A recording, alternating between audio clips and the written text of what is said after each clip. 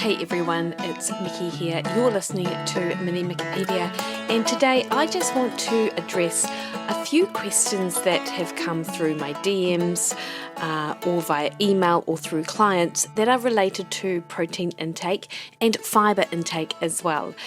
As you know, I believe these are the cornerstones of a super healthful diet, a particularly helpful diet when it comes to improving body composition, which is where I spend a lot of my time helping people.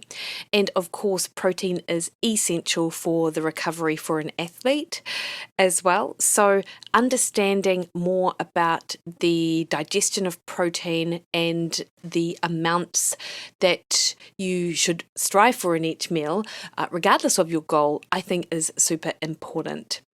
One of the questions is always around the upper limit of protein in a meal.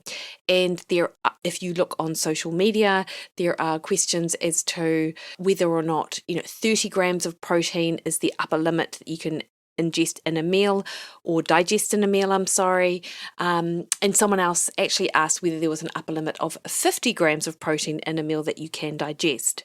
Now, before I start, I will say that I had Professor Don Lehman on the podcast a few weeks ago now, and we discussed a study that looked at the ingestion of 100 grams of protein, particularly from a slow digesting protein, casein, and that study found that there was no upper limit to muscle protein synthesis, which is one of the main biomarkers that is looked at when it comes to protein intake.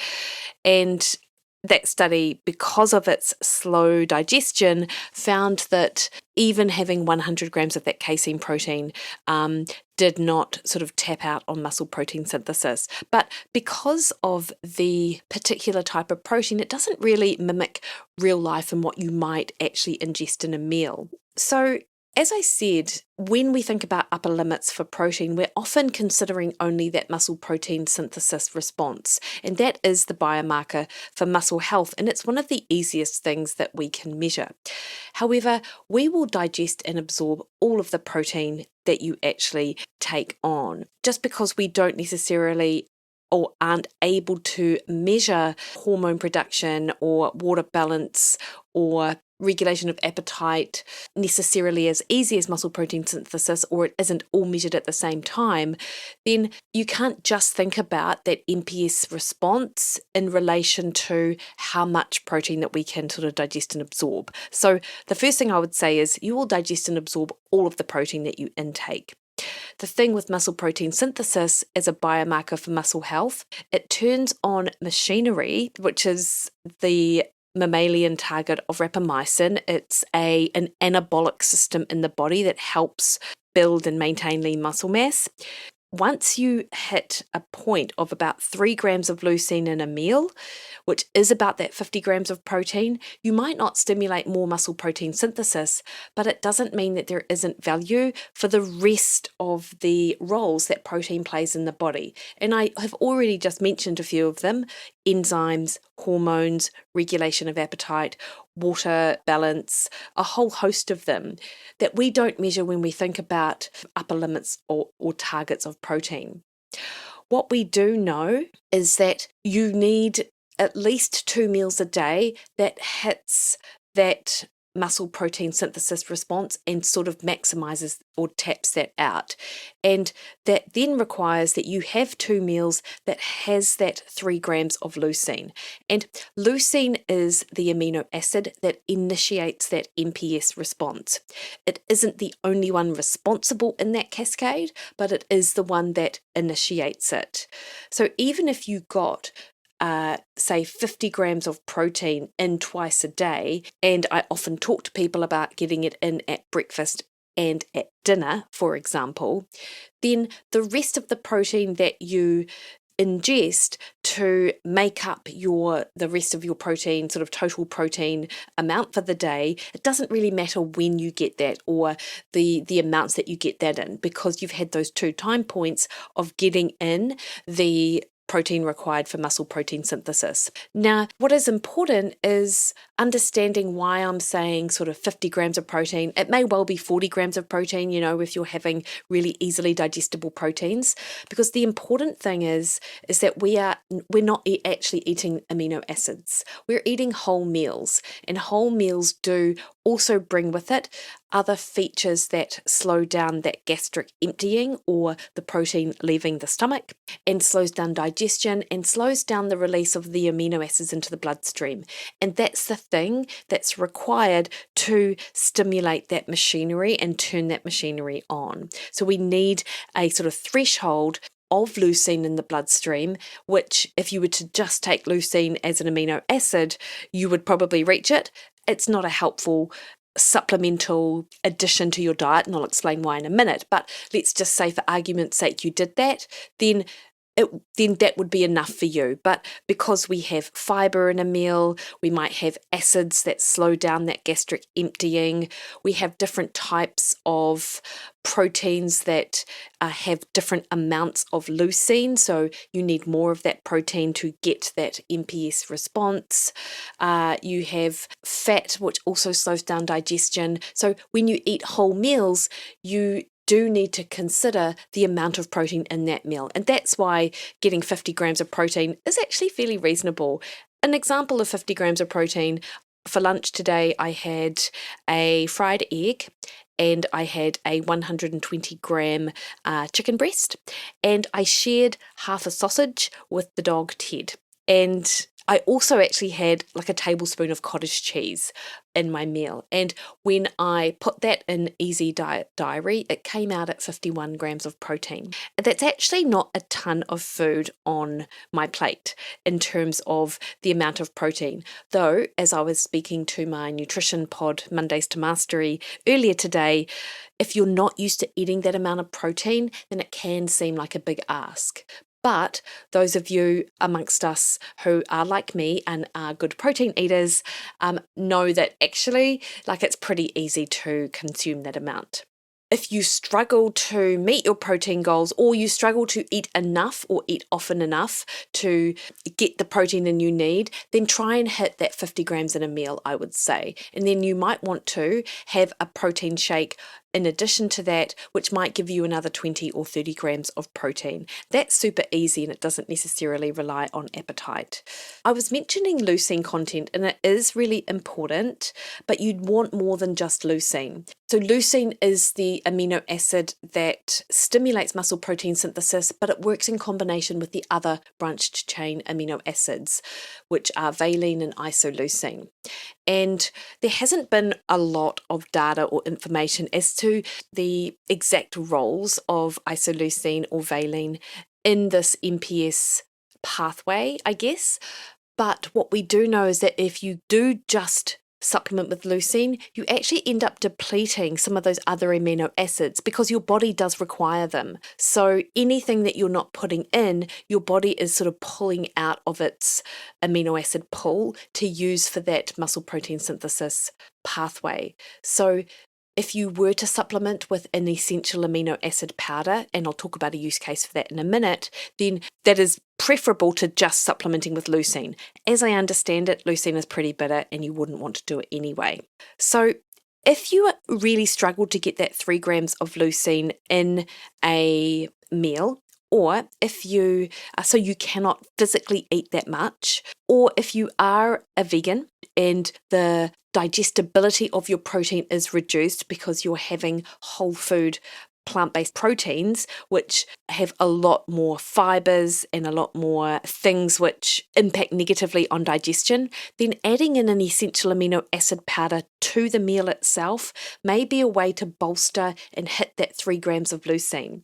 So I often recommend this to my older clients who may not have the appetite for protein, or to my vegan clients who would not be able to accrue it through their diet alone. So that's 2 use cases for an essential amino acid powder. And there isn't much sense or need to supplement with branched chain amino acids or essential amino acids across a day and just having them willy-nilly in your drink bottle. And in fact, you might not want to do that, because that mTOR, that mammalian target of rapamycin, the machinery responsible for muscle protein synthesis, you want to turn that on, then you want to switch that off. You really want a robust response. You do not want to be sort of stimulating it at multiple times per day.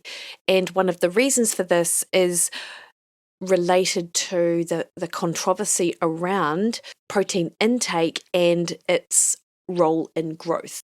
And there are people in the scientific community who are in the longevity space who believe that higher protein diets overstimulate those mTOR pathways and increase cancer and tumour growth. What we do know, and what Don Layman has discussed on this podcast, and what Stu Phillips has also discussed on this podcast, is that the chronic stimulation of mTOR does not come from a protein load itself. It is more likely to come from a dysregulated insulin response or high insulin, because that can dysregulate that mTOR response. So it's more likely to be sort of pathologic when it comes alongside insulin resistance and poor metabolic health. There's no evidence to suggest that a one-time protein hit in a meal that robustly switches on, then turns off mTOR is at all harmful. If that was the case, there would be a very high sort of incidence of cancer in populations who regularly strength train and have higher protein diets, and that is just not what the literature shows, and it's not really where our sort of common sense sort of understands that either. So in sort of summary then, there is no upper limit for there is no sort of 30 gram or 50 gram maximum of protein in a meal that you can digest. The one last thing I will say to sort of round this out is a related question, in that, can you overeat protein and will that make you gain weight? Now, I had Jose Antonio on just a couple of weeks ago, and we spoke of his high protein or protein overfeeding studies, which showed that you were far less likely to gain weight when you overfeed an individual protein, because we store protein in our muscles essentially, but there is no sort of storage reservoir the way that for protein, the way that there is for fat. However, you can overeat anything. And on a recent podcast that I listened to with Luke Van Loon, he discussed that really the pathway of gluconeogenesis, where protein that you do not require is converted into glucose, that could downstream be turned into fat via another pathway called de novo lipogenesis, so the creation of fat. However, this is a very inefficient pathway, so it's not likely to happen. So if you are overfeeding on any nutrient, protein is way more favourable. When you overfeed or overeat calories, when you overeat carbohydrate, your body will do a lot of work to sort of burn that carbohydrate off. So you actually, in an acute setting, like, of course, over time, if you overheat anything over a period of time, you will gain body fat, but that sort of acute overfeeding of carbohydrate tends to ramp up your metabolic rate actually, and your body works hard to sort of oxidize and burn that off. With protein, again, you like, digestion takes a large chunk of those calories, and it's a very inefficient process to digest protein, so you're far less likely to overgain or gain body fat in that setting. But hey, if you overeat fat in excess of the calories you need to sort of exist, then you very easily store those calories. And in fact, for every 100 calories of fat that you consume, your body can easily store sort of 99 of them, and just 1 calorie is used in the digestion. So not only is eating 50 grams of protein in a meal no issue, and absolutely no issue with regards to your body using it, it is actually preferable to really sort of base your meals around protein rather than fat or carbohydrate. But I do think that you know that. And the last thing that I just wanted to touch on is another question I get, and it's pretty short, so I thought I'd just sort of tack it onto the back of this because it's related to the dietary approach which I advocate, and that's how to get additional fibre in. I did nutrition audits with my nutrition coaching pod last week, and I did have several of them, despite the fact that they eat vegetables at lunch and dinner and salad at lunch and dinner, they were still below the target of fibre that we know tends to be associated with good health. Now look, there is, again, because it's nutrition, controversy around fibre as well, and there are certainly people who benefit from a lot less fibre than more fibre for sure. It is easy to eat vegetables and not get a lot of fibre in, I would say. And my first response is don't turn to the grains for your fibre because, one, yes, they contain some additional vitamins, but you're not going to lose out if you just omit grains from your diet and get those nutrients from other food sources. And a lot of the time, or obviously as grains, they will rack up your carbohydrate intake, which might not be beneficial from an energetic standpoint, from a brain standpoint, from a body fat standpoint, or a hunger standpoint. So I'm just going to quickly review some of the top fibre choices for those of you who want to increase your fibre, yet not necessarily go to the breads and the crackers and things like that. So some of my favourite foods, well, one is actually green peas. Now, yes, they are a carbohydrate source, but you do have to have quite a few of them to really sort of make a huge difference to your carbohydrate intake. But if you were to choose a carbohydrate source, green peas would be a great one. You get about 6.5 grams of fibre per cup. Broccoli, you get about 2.1 grams of fibre per cup. My favourite, Brussels sprouts, 3.7 grams of fibre per cup. Carrots, you get about 3.6 grams of fibre per cup. So even if you were to have carrots, peas and Brussels sprouts in a meal, you've got 12 grams of fibre right there.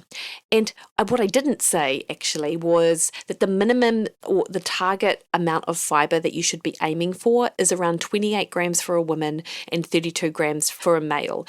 Albeit if you have more and you feel good on it, then there's no reason for you to try to reduce that down.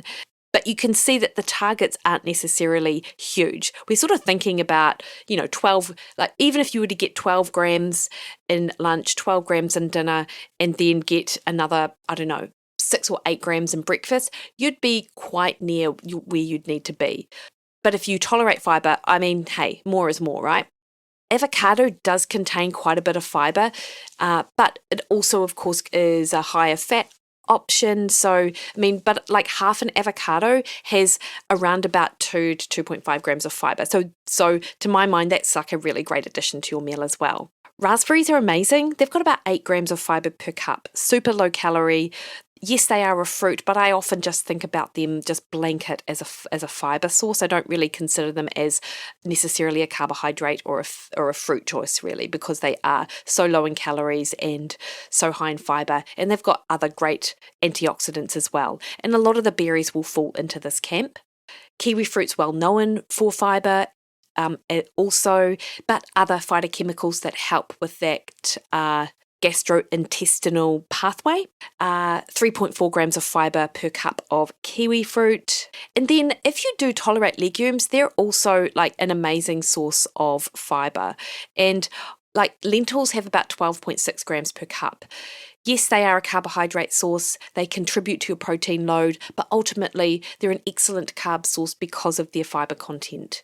Black beans is a real favourite of mine as well, 12.4 grams of fibre per cup. So even half a cup of these legumes, you would be, it would only contribute about 12 to 14 grams of carbohydrate, but you'd get about half of that would be fibre, which would be amazing. Chia seeds is also a great source of fibre with 7.7 grams per ounce or per 28 grams of chia seeds. So if you use even a couple of tablespoons, you'll be getting an extra 2 or 3 grams of fibre there. So there are plenty of ways to be able to up your fibre intake without necessarily increasing your intake of breads and cereals and other things which are often suggested as being good sources of fibre to include in your diet. So hopefully that was helpful for you on both of those fronts. Do not forget I have my Anatomy of Fat Loss mini course that talks about how to do these things strategically in order to improve body composition. That is taking place this Sunday, 5th of May, through to Wednesday, 8th of May, in the lead into my Very Successful Mondays Matter program. My course, you can learn so much. It is free to join. You attend live, ideally, because it's an investment of your time into yourself, and you deserve that. Or you can just catch the recording after the fact. We'll be putting out a Facebook group this week as well, so we can connect there for some Facebook Lives around hormones, around sports nutrition and body composition, around the content of the course, and just so you get a little bit of my in-person coaching, so you know what it's like to sort of coach with me. So that is happening on Sunday, and we will put links in the show notes to that. Of course, please don't hesitate to reach out via DM on X, Instagram, or Threads at Mikki Williden, Facebook at Mikki Williden Nutrition, or head straight to my website. You can sign up there in the little pop-up box that will come in, mikkiwilliden.com. All right, team, you have the best week. See you later.